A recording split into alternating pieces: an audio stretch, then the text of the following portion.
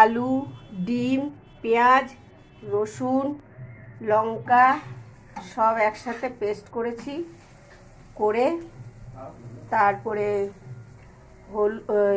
Chaat masala, chicken মশলা দিয়ে সব মাখিয়ে ডিম গ্রেট করেছি, ডিম সেদ্ধ 3টে ডিম দিয়ে গ্রেট করে তারপরে রুটিতে ভরে এই যে এরকম করে পরোটা হচ্ছে, রুটিতে ভরে এরকমভাবে বানানো হচ্ছে।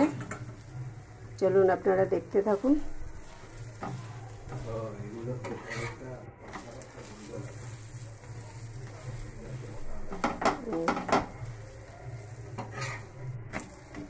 এই যে ভেজেছি এরকম হবে।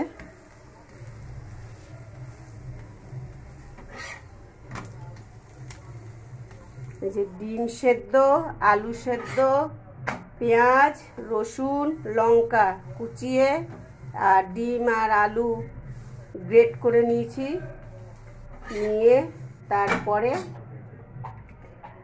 আটায় ভরে এরকমভাবে পরোটা হচ্ছে। এই যে ভরে নিয়েছি, এরকমভাবে ভরে নিয়ে তেল দিয়ে বেলে পরোটা। আপনাদের যদি ভালো লেগে থাকে লাইক, শেয়ার, সাবস্ক্রাইব করে দেবেন।